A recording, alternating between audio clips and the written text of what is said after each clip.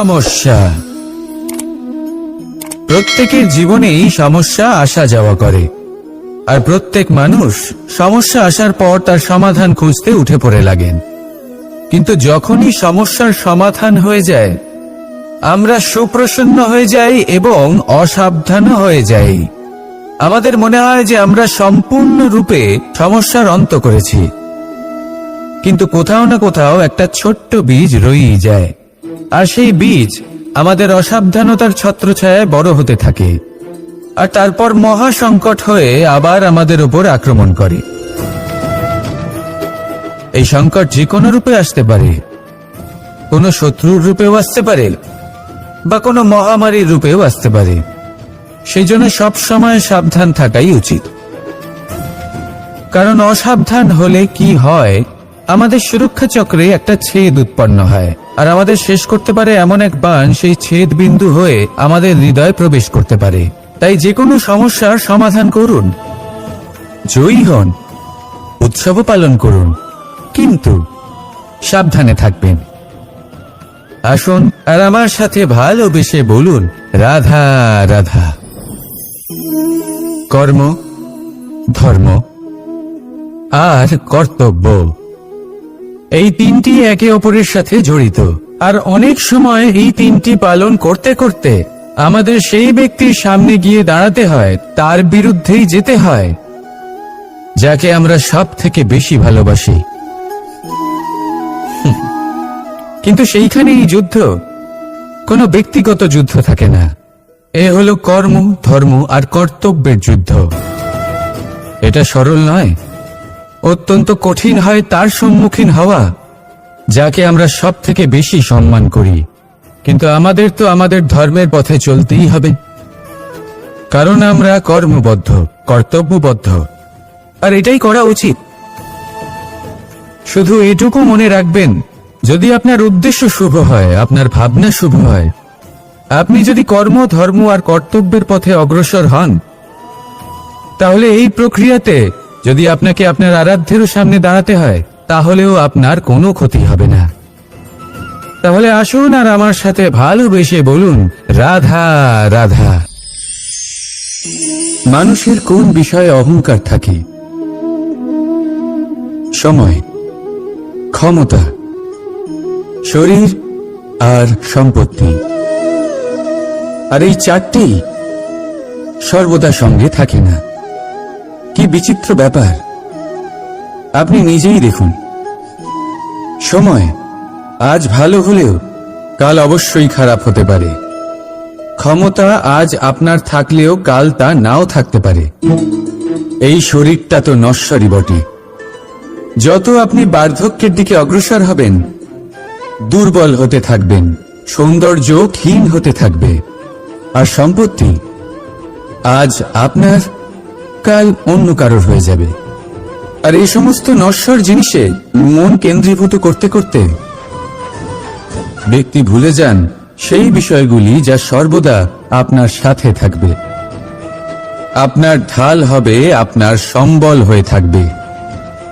আর তা হল আপনার স্বভাব, বুদ্ধি, সৎসঙ্গ আর খাঁটি সম্পর্ক। নিজের স্বভাব শীতল রাখুন, কর্মে বুদ্ধির পরিচয় দিন, সর্বদা ভালো মানুষের সাথে সময় কাটান, আর খাঁটি সম্পর্ক সর্বদা পালন করুন। জীবনে সর্বদা সুখী হবেন। রাধা রাধা। আমরা কর্ম করি, আর সেই কর্ম অনুসারে আমাদের তার ফল প্রাপ্ত হয়। এখন এই কর্ম আরো শ্রেষ্ঠ হতে থাকে, আমরা আরো প্রেরিত হতে থাকি। তার জন্য আমরা বড় বড় জ্ঞানীদের থেকে প্রভাবশালী, প্রেরণাদায়ক ব্যক্তির সাথে দেখা করার চেষ্টা করি, দেখা করিও। নিজের কর্মের বিষয়ে বিচার করি, আলোচনা করি, তাই তো? কারণ আমাদের কাজ দেখে তাতে বিশেষ মতামত সামনে থাকা ব্যক্তি দিতে পারে। কিন্তু এই পুরো চক্রতে সংসারের সব থেকে গুরুত্বপূর্ণ ব্যক্তির সাথে কথা বলতে আমরা ভুলেই যাই। আপনি কি জানেন সংসারের সব থেকে গুরুত্বপূর্ণ ব্যক্তি কে? স্বয়ং আপনি। হ্যাঁ, আপনি সে। আপনি জীবিত আছেন, তাই এই সংসার জীবিত আছে। আপনি হলেন আপনার সমস্ত কর্মের কেন্দ্র। তাই এবার থেকে প্রতিদিন একটু সময় নিজের জন্য বের করে নিজের সাথে কথা বলুন। নিজেকে বুঝুন, নিজের কর্মকে বুঝুন। কিছু প্রশ্ন আসবে, কিছুর উত্তর পাবেন। আরো কিছু প্রশ্ন আসবে যার উত্তর আপনি অবশ্যই পাবেন, কিন্তু এটা করবেন অবশ্যই, না তো আপনি এই সংসারের সব থেকে গুরুত্বপূর্ণ ব্যক্তির সাথে দেখা করার সুযোগই হারিয়ে ফেলবেন। এবার বলুন, আপনি কি এরকম চাইবেন? রাধা রাধা, প্রেম, ঘৃণা, এই দুই হলো একই শব্দ। কিভাবে? দেখুন না, দুটোতেই আড়াই অক্ষর রয়েছে। দুটোই হলো সেই অনুভূতি যা আমাদের মনের সাথে জড়িত, আর এই দুই অনুভূতির সাথে জড়িত মানুষ আমাদের জন্য গুরুত্বপূর্ণ। পার্থক্য শুধু এটাই যে প্রেম পায় সম্মান আর ঘৃণাকে করা হয় অবজ্ঞা। এরকম কেন?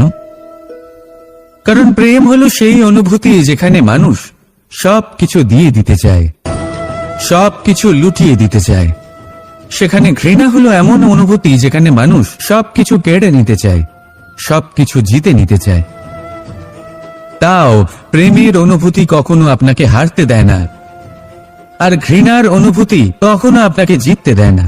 এবার কি করবেন আপনি? একটাই জীবন। ঘৃণার সাথে বাঁচবেন নাকি প্রেমের সাথে? আমি তো প্রেমকেই চয়ন করব। রাধা রাধা। পাওয়া এবং হারিয়ে ফেলা, এই দুই হলো জীবনের অভিন্ন অঙ্গ। আমরা যেমন কিছু পেয়ে থাকি, তেমন কিছু হারিয়েও থাকি। কিছু স্বপ্ন সার্থক হয়, আবার কিছু লক্ষ্য অপূর্ণই থেকে যায়। জীবনে এটা হয়েই থাকে, প্রত্যেকের জীবনেই এটা হয়ে থাকে। কিন্তু কারোর সাথে দেখা হলে আমরা কি ধরনের কথা বলি? আমরা সেই কথাই বলি যা আমরা হারিয়েছি। নিজেও দুঃখ পাই, আবার সামনের মানুষটাকেও দুঃখ দিই। তার থেকে অন্যরকম কিছু করার চেষ্টা করুন, ধনাত্মক চিন্তা করার চেষ্টা করুন। মন সেদিকেই দিন। স্মরণ শুধুমাত্র তাকেই করুন, গুরুত্ব তাকেই দিন যিনি আপনার কাছে রয়েছেন। যিনি আপনার কাছে নেই তার আশায় কষ্ট কেন পাচ্ছেন আপনি? সেগুলিকেই প্রাধান্য দিন যা আজ এখন বর্তমানে আপনার কাছে রয়েছে। যেমন আমি কংস মামাকে স্মরণ করি না, যিনি আমার ছেলেবেলা নষ্ট করে দিয়েছেন। আমি স্মরণ করি আমার যশোদা মাকে, আমার বলরাম দাদাকে, আমার রাধাকে, যারা আমার জীবনকে ভরিয়ে তুলেছেন। আপনিও ঠিক এটাই করুন, আর আমার সাথে ভালোবেসে বলুন, রাধা রাধা। কথায় বলা হয়, জীবনে ভালোবাসাই হলো সুখের মূল। এটা সত্য। এবার প্রশ্ন হলো এটাই যে এই ভালোবাসা কার সাথে করা উচিত? যদি আপনি কিছুক্ষণের জন্য সুখ পেতে চান, তাহলে ভালোবাসুন নিজের রুচি মতো। যদি আপনি কিছুদিনের জন্য সুখ পেতে চান, ভালোবাসুন নিজের বন্ধুদের। যদি আপনি কয়েক মাসের জন্য, কয়েক বছর বা অনেক বছরের জন্য সুখী হতে চান, তাহলে ভালোবাসুন নিজের পরিবারকে, মাতা পিতা, নিজের সন্তান, স্বামী স্ত্রী, নিজের আত্মীয়দের। কিন্তু যদি আপনি চিরকালের জন্য সুখী হতে চান, তাহলে ভালোবাসতে হবে শুধু নিজের কর্মগুলিকে। কারণ সম্পর্ক যেমনই হোক না কেন, কখনো না কখনো ভেঙে যাবেই। এই সংসার হলো এমনই যে যাদের সঙ্গ আমরা পাই, তাদের সঙ্গ একদিন ত্যাগ করতে হয়। শুধু কর্মই হলো এমন এক সঙ্গ যা কখনো আপনাকে ত্যাগ করবে না। আপনার মৃত্যুর পরেও এই কর্ম আপনাকে বাঁচিয়ে রাখবে। তাই সবসময় মনে রাখবেন, এই কর্ম ধর্ম মনে করে পালন করা উচিত। জীবনের শেষ মুহূর্ত পর্যন্ত কর্মকে ভালোবাসুন। জীবনের শেষ মুহূর্ত পর্যন্ত সুখে থাকবেন। আর আমি তো সবসময় বলি, শুধু কর্ম করতে থাকো, ফলের চিন্তা করো না। তাহলে আসুন আর আমার সাথে ভালোবেসে বলুন, রাধা রাধা। সদিচ্ছা। দেখতে গেলে 3 অক্ষরে তৈরি এই শব্দ, কিন্তু সমস্ত ত্রিলোক তার উপরেই আধারিত। আপনি এই সংসারে এসেছেন, তখন অবশ্যই শ্বাস নেবেন, কিন্তু তার বদলে আপনাকে কিছু তো দিতেই হবে। আপনার উপর নির্ভর করছে আপনি কি দেবেন। কি দেবেন এই সংসারকে, এই সমাজকে, নিজের পরিবারকে, আর তার বদলে কি নেবেন? যশ নাকি অপযশ?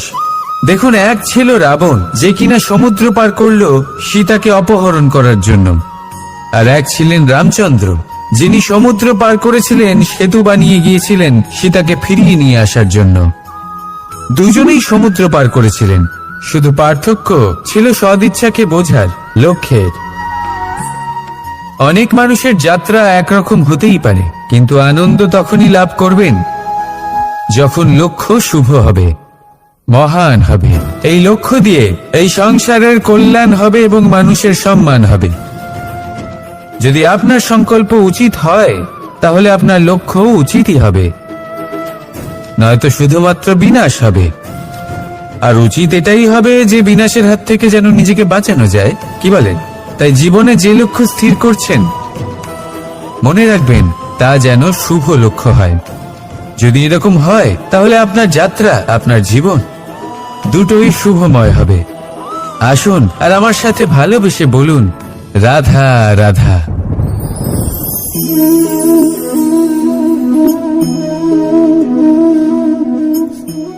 মুক্ত।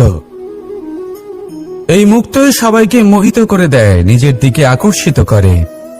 অত্যন্ত সুন্দর, গোল, শুভ্র।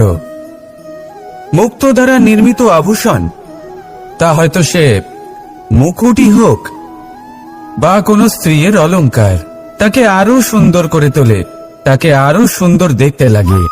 এবার এই মুক্তকে এত সুন্দর দেখার জন্য কত কষ্ট সহ্য করতে হয়, তা কি কখনো আপনি ভেবেছেন?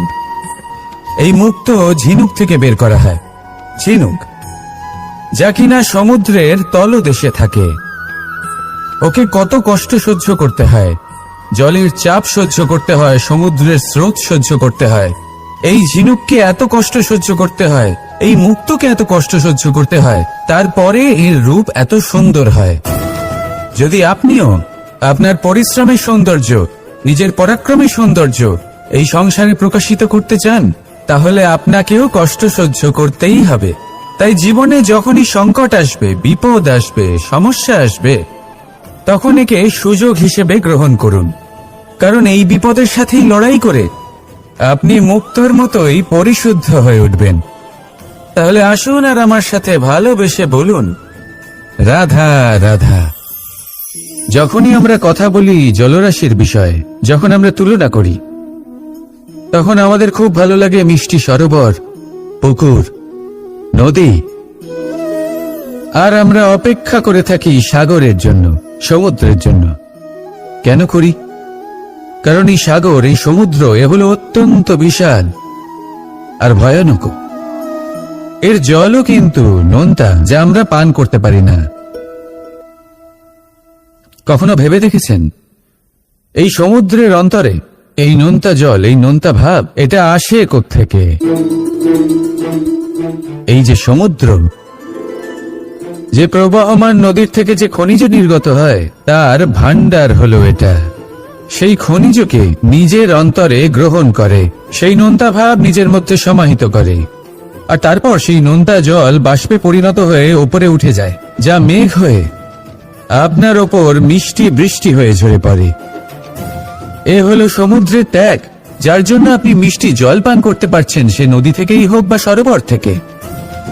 সেই জন্যই হয়তো সাগর হলো এত মহান, হয়তো সেই জন্যই রত্ন সাগরে পাওয়া যায়।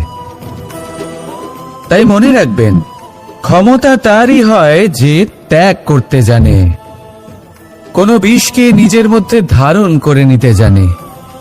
তাহলে আপনিও এটাই করুন, এতটাই শক্তিশালী হয়ে উঠুন, আর আমার সাথে ভালোবেসে বলুন, রাধা রাধা। পরিচ্ছন্নতা। বর্তমানের এই প্রজন্ম আগের প্রজন্মের এই যে অতিশুদ্ধতার অভ্যেস ছিল, তা নিয়ে ঠাট্টা করে। তাকে মূর্খতা মনে করে। বুঝতেই পারে না কেন। আমাদের মা, ঠাকুমা, দিদিমা এদের দেখেছি সকালে উঠে সবার আগে স্নান করেন। কেন? বুঝতেই পারে না। কেন কথায় কথায় বারান্দা উঠোন পরিষ্কার করা হয়? বুঝতেই পারে না। অনেক মানুষজন এটাকে ধার্মিক এবং অন্ধবিশ্বাস বলে, কিন্তু যদি আমি আপনাকে সত্যি কথা বলি, প্রত্যেক ধর্ম বিজ্ঞানসম্মত।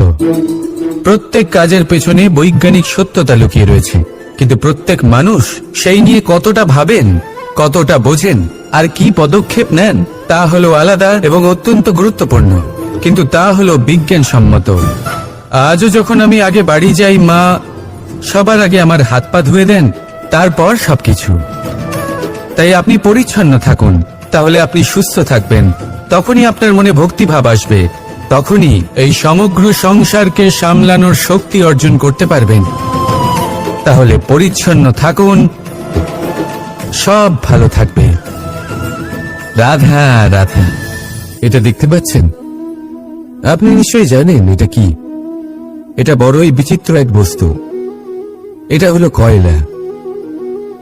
আমি একে বিচিত্র এই কারণে বলছি, ভেবে দেখুন, যদি এটা গরম হয় আর আপনি এটাকে ধরে ফেলেন, এটা আপনার হাত পুড়িয়ে ফেলবে। আর যদি এটা ঠান্ডা হয় আর আপনি এটা ধরেন, তাহলে এটা আপনার হাতে কালি লাগিয়ে দেবে। অর্থাৎ যে কোনো পরিস্থিতিতেই, যে কোনো রূপেই থাকুক না কেন, গরম হোক অথবা ঠান্ডা, এটা কোনো না কোনো ভাবে আপনার ক্ষতি অবশ্যই করবে। এরকমই হয় খারাপ মানুষজন, বদসঙ্গ, ঠিক কয়লার মতো। আপনি যদি কিছু নাও করেন, যাই হয়ে যাক, এরা যদি আপনার কাছে থাকে, তাহলে কোনো না কোনো ভাবে জীবনে আপনার কোনো না কোনো ক্ষতি অবশ্যই হবে। তাই নিজের জীবনে সবসময় সঙ্গতের নির্ণয় অত্যন্ত ভেবেচিন্তে করবেন। রাধা রাধা। ইচ্ছে, সিদ্ধান্ত আর নিশ্চয়তা, এই শব্দগুলো আমরা আমাদের জীবনে অনেকবার শুনেছি, তাই না? জীবনে অনেক যে এক কুয়ো খোঁড়ার সিদ্ধান্ত নিয়েছে, সেই মাটি খোঁড়ার জন্য কোদাল অবশ্যই পেয়ে যায়। আর যে নিশ্চিত করে নিয়েছে, সে দেরি করে হলেও সেই শীতল জল অবশ্যই পেয়ে যায়। তাই জীবনে কেবল ইচ্ছে করবেন না, সিদ্ধান্ত নিন আর তারপর নিশ্চিত করুন, সব পেয়ে যাবেন। আর ভালোবেসে বলুন, রাধা রাধা। স্বপ্ন আর লক্ষ্য একই মনে হয়। এই দুইয়েরই কথা মানুষ কল্পনা করেন, এই দুই মানুষ অর্জন করতে চান। আর এই দুই পূর্ণ হলে মানুষ নিজেকে অত্যন্ত ভাগ্যবান বলে মনে করেন। কিন্তু এই দুইয়ের মধ্যে পার্থক্য আছে। পার্থক্য এই যে স্বপ্নের জন্য বিনা পরিশ্রমের ঘুম দরকার হয়, আর লক্ষ্যের জন্য বিনা ঘুমের পরিশ্রম। যে ব্যক্তি ঘুমের মধ্যে স্বপ্ন দেখতে থাকেন, জেগে ওঠার পর তার হাত খালি থেকে যায়। আর যে ব্যক্তি পরিশ্রম করেন, স্বয়ংকালেও তার হাত তার লক্ষ্যেই থাকে। তাই যদি স্বপ্নও দেখতে হয়, তাহলে লক্ষ্য জেনে পরিশ্রম করুন আর ভালোবেসে বলুন, রাধা রাধা। জীবনে কিছু করে দেখাতে হলে বদল আনতে পারবে, তাকে পথ দেখাতে পারবে, তার জীবনে পরিবর্তন আনতে পারবে। আর তাই মানুষ সংসার জুড়ে তাকেই খোঁজেন, যিনি তার পাশেই আছেন।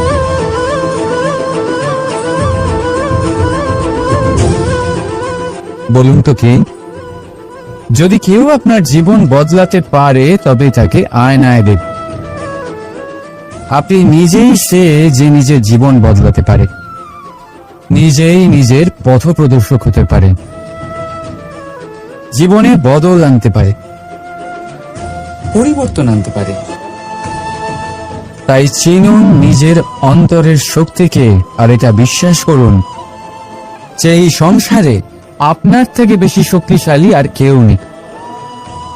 জীবন বদলে যাবে আপনার, আর অন্ধবিশ্বাস নয়, আত্মবিশ্বাসের হাত ধরুন।